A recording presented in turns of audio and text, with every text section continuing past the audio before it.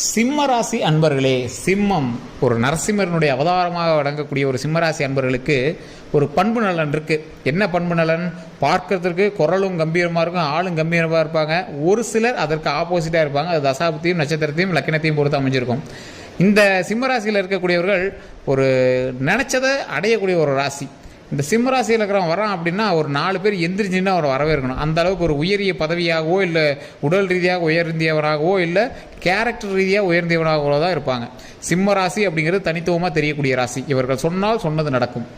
உங்கள் வீட்டில் சிம்மராசி இருக்காங்க அப்படின்னா நான் சொன்னது உண்மை அப்படின்னா மறக்காம கமெண்ட் செக்ஷன் பதிவிடுங்க.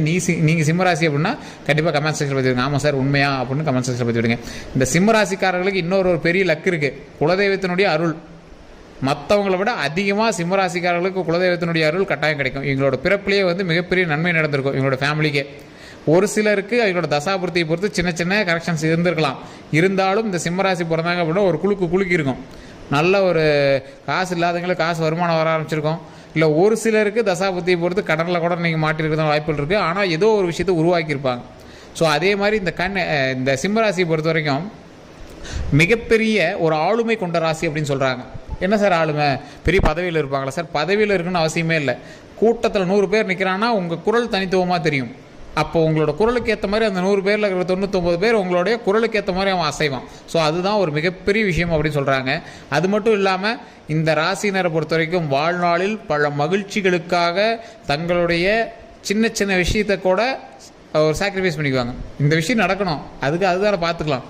அதே மாதிரி இந்த விஷயம் நடந்தே ஆகணும், நடக்கணும். அந்த மாதிரி ஒரு கட் அண்ட் ரைட்டாக இருக்கக்கூடிய ராசி சிம்ம ராசியா. இவங்களுக்கு அடுத்து அக்கா தங்கச்சிங்க அண்ணன் தம்பிங்க அப்படிலாம் இருந்தாங்கன்னா கொஞ்சம் எங்கெல்லாம் பார்த்து இருக்க வேண்டிய ராசி.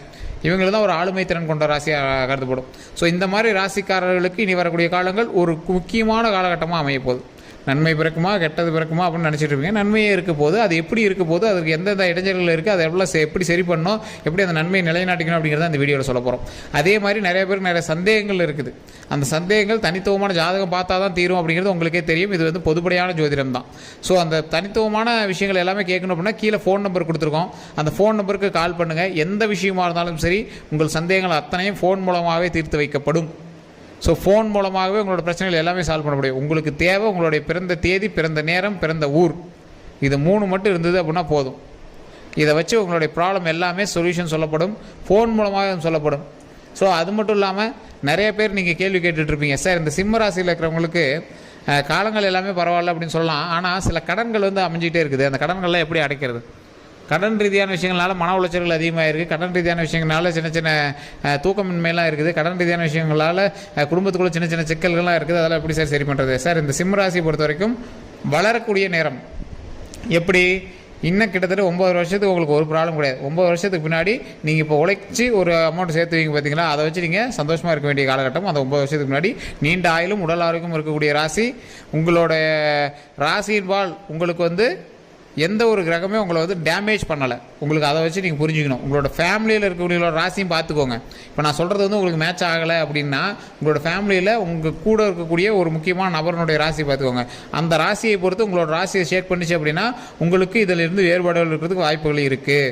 தனித்துவமான ஜாதகம் ஒரு டைம் பார்த்துக்கோங்க. அதை பார்த்துக்கிட்டு உங்களுடைய தாய் தந்தையரோ இல்லை உங்களுக்கு திருமணமாச்சு அப்படின்னா மனைவியோடதோ, குழந்தை பிறந்திருக்கு அப்படின்னா குழந்தையோடது, இதை நீங்கள் பார்த்தீங்க அப்படின்னா தான் எந்த ஜாதகம் உங்களை இடிக்குது அப்படின்னு தெரிஞ்சுக்கும். அதற்கு தகுந்தாற் போல் உங்களோட தொழிலையோ இல்லை ஃபேமிலிக்கு தகுந்த மாதிரி டாக்குமெண்ட் ரீதியான விஷயங்களோ அதெல்லாம் கொஞ்சம் சரி பண்ணிட்டீங்க அப்படின்னா ஆட்டோமேட்டிக்காக ஃபேமிலியை ஹாப்பியாக மூவ் பண்ணலாம். இதற்கு தான் தனித்துவமான ஜோதிடம் பார்க்கணும் அப்படின்னு சொல்லியிருந்தேன். அதுக்கு கீழே ஃபோன் நம்பரும் கொடுத்துருக்கேன். சார் அது என்ன சார் நீங்கள் இப்படி சொல்கிறீங்க, ஒருத்தருடைய ராசி எப்படின்னு ஒருத்தர் பாதிக்கும்? சார் ஒன்றும் கிடையாதுங்க. இந்த ராசி அப்படிங்கிறது இப்போ சிம்ம ராசிக்கு நன்மை நடக்கும், 100% நன்மை நடக்குது. அப்படிங்கும்போது பக்கத்தில் இருக்கிற ராசி அமைதியாக இருக்கக்கூடிய ஒரு காலகட்டமாக இருந்துச்சு அப்படின்னா உங்களோட ராசி அதுக்கும் சேர்த்து நன்மையவே ஹாப்பியாக கொண்டு வரும். அதான் ஒரு குடும்பத்தில் ஒருத்தர் ஹாப்பியாக இருந்தால் ஹாப்பியாக இருப்பாங்க. ஒருத்தர் கொஞ்சம் மோசமாக இருந்தால் மற்றவங்களும் கொஞ்சம் அப்படியே மூஞ்சி தூக்கிட்டு இருப்பாங்க. அதே அவர் நல்ல ஹாப்பியாக சந்தோஷமாக மகிழ்ச்சியாக இருந்தார் அப்படின்னா ஃபேமிலியில் இருக்கிற அத்தனை பேருமே மகிழ்ச்சியாக இருப்பாங்க. பார்த்தீங்களா, அவ்வளோதான். அந்த சார்ஜஸ், அந்த எனர்ஜி இருக்குது பார்த்தீங்கன்னா, அந்த எனர்ஜி எப்படி ட்ரான்ஸ்ஃபர் ஆகுது, அது மாதிரி தான் இதுவுமே. நீங்கள் ஹாப்பியாக இருப்பதற்கு ஒரு கிரகம் உங்களிடம் வேலை செய்கிறது என்றால் இன்னொரு கிரகம் பக்கத்தில் டிஸ்டர்ப் பண்ணிச்சு அப்படின்னா உங்களுக்கு இதாக இருக்கும். ஒன்றும் கிடையாதுங்க. உங்களுக்கு இப்போ ஒரு நல்ல நேரம் நடந்துகிட்ருக்கு அப்படின்னா உங்களோட மனைவிக்கோ இல்லை உங்களோட குழந்தைகளுக்கோ வேறு ஏதாவது ஒரு இது இருக்குது அப்படின்னா சும்மா போய் நீங்கள் நார்மலாக இருக்கும்போது அவங்க திடீர்னு ஏதோ ஒரு கோவத்தில் ஏதோ ஒன்று திட்டுறாங்க, அப்போ உங்களோட ஹாப்பியும் இடிக்குது பார்த்தீங்களா, அந்த மாதிரி தான்.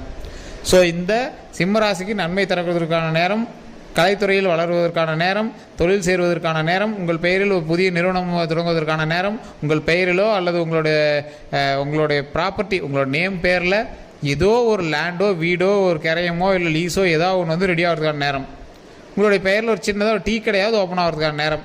ஸோ அதனால் மகிழ்ச்சியான காலகட்டங்கள் உருவாகக்கூடிய நேரம் அப்படிங்கிறது உங்களுக்கு தெரியுது. சார் இருக்குதுங்க, உருவாகுது, அதெல்லாம் தெரியுதுங்க. ஆனால் கடன் பிரச்சனை அதிகமாக இருக்குதுங்க, பண ரீதியான விஷயங்கள் தான் நீங்கள் அதிகமாக மாட்டியிருப்பீங்க. சிலருக்கு உடல் ரீதியான விஷயங்களில் கொஞ்சம் ஜர்க் இருந்துட்டு தான் இருக்கும். மன சம்மந்தப்பட்டமான விஷயங்கள், குடல் ரீதியான விஷயங்கள், ரத்த சம்மந்தப்பட்டமான விஷயங்கள்லாம் நீங்கள் கொஞ்சம் பார்த்து கவனமாக இருக்கணும். ஸோ அந்த மாதிரி விஷயங்கள்லாம் ஏதாவது தென்படுச்சோம்னா உடனே டாக்டரை பார்த்து செக் பண்ணிக்கோங்க. ஸோ இந்த மாதிரி விஷயங்கள்லாம் உங்களுக்கு இடிக்குது அப்படிங்கிற பட்சத்தில் உங்களுக்கு ஜோதிட ரீதியாக மற்ற ராசினரும் தாக்குதான்னு பார்த்துக்கோங்க. உங்களுக்கு அப்படின்னு பார்க்கும்போது இந்த உடல் ரீதியான விஷயங்கள் மட்டும்தான் கொஞ்சம் இதாக இருக்கும். அப்புறம் பண ரீதியான விஷயங்கள், கடன் ரீதியான விஷயங்கள், இது மட்டும்தான் உங்களை ஓரளவுக்கு இப்போ அசைச்சு பார்க்கக்கூடிய சில முக்கியமான காலகட்டம். அதே மாதிரி நீங்கள் இந்த காலகட்டத்தில் தப்பிக்கிற அப்படின்னா ஃபஸ்ட்டு குலதெய்வ வழிபாடு, குலதெய்வத்தை போய் கண்டிப்பாக வணங்கிட்டு வாங்க. குலதெய்வத்தை வணங்கிட்டு வந்த பிறகு நீங்கள் செய்ய வேண்டிய ஒரு முக்கியமான விஷயம் லட்சுமி நரசிம்மர் வழிபாடு. லட்சுமி நரசிம்மர் வழிபாடு பண்ணிங்க அப்படின்னா மிகப்பெரிய நன்மை காத்துட்டு இருக்குது. அது எதுக்கு அப்படிங்கிறதையும் நான் தெளிவாக சொல்லிடுறேன். ஓம் லட்சுமி நரசிம்மரே போற்றி, ஓம் லட்சுமி நரசிம்மரே போற்றி, ஓம் லட்சுமி நரசிம்மரே போற்றி அப்படின்னு 11 டைம் சொல்லுங்கள். தினம் 11 முறை சொல்லுங்கள். அதனால் மிகப்பெரிய நன்மை இருக்குது. அது போக போக நீங்களே தெரிஞ்சுவீங்க. அது ஏன் சொல்லணும் அப்படிங்கிற டீட்டெயில் நான் சொல்லிடுறேன். ஏன்னா எல்லாத்துக்குமே முன்னாடி நான் சொல்லிடணும். இந்த ஓம் அப்படிங்கிறது பிரபஞ்ச வார்த்தை. லட்சுமி நரசிம்மர் அப்படிங்கிறது, லட்சுமிங்கிறது எதுக்கு? பணத்தினுடைய அதிபதி. இந்த லட்சுமி வந்து பணத்தை வந்து அள்ளி கொண்டு வருவாங்க. ஸோ அந்த லட்சுமி நரசிம்மர் வணங்குறதுக்கு முன்னாடி லக்ஷ்மி அப்படிங்கிறத நல்லா தெரிஞ்சுக்கோங்க. லக்ஷ்மி அம்மாவை வணங்கிட்டு நரசிம்மரை நீங்கள் வந்து வணங்குறீங்க. நரசிம்மர் வணங்கும் போது உடல் ரீதியாகவும் உயிர் ரீதியாகவும் மிகப்பெரிய நன்மையை கொடுப்பவர் நரசிம்மர். உங்களுக்கு உடல் ரீதியான சின்ன சின்ன உபாதைகள் இருப்பதற்கான காலகட்டங்கள் அப்படிங்கிறதுனால நரசிம்மரை வணங்குறீங்க. பண ரீதியான சில விஷயங்கள் வந்து ப்ராப்ளமாக இருக்குது அப்படிங்கிறனால லக்ஷ்மி வணங்குறீங்க. இந்த ராசியை பொறுத்த வரைக்கும் எப்பவுமே லட்சுமி நரசிம்மர் ஒரு ஆப்டான ஒரு ஃபேவரட் ராசிக்கு லட்சுமி நரசிம்மர் அப்படின்னு சொல்லலாம். அதே மாதிரி இந்த காலகட்டம், இந்த 12 நாட்கள் குலதெய்வத்தை வழிபட்ட உடனே, ஏன்னா சித்திரை பிறந்தாச்சு, குலதெய்வத்தை வழிபட்டுட்டு தான் நீங்கள் ஓப்பன் அன்லாக் பண்ணிட்டு தான் நீங்கள் வந்து மற்ற விஷயங்களுக்கு தேடணும். அதை பண்ண உடனே அடுத்ததான் நீங்கள் வழிபட வேண்டிய சாமி லட்சுமி நரசிம்மர். இதை வணங்கும் போது இந்த கடன் பிரச்சனைகள் எல்லாம் தீர்ந்து மிகப்பெரிய நன்மை உண்டாகும். லட்சுமி நரசிம்மர் வணங்குறது கோயிலுக்கு போகிறீங்க அப்படின்னா சாமியை கும்பிட்டுட்டு உடனே வந்து உட்காரக்கூடாது.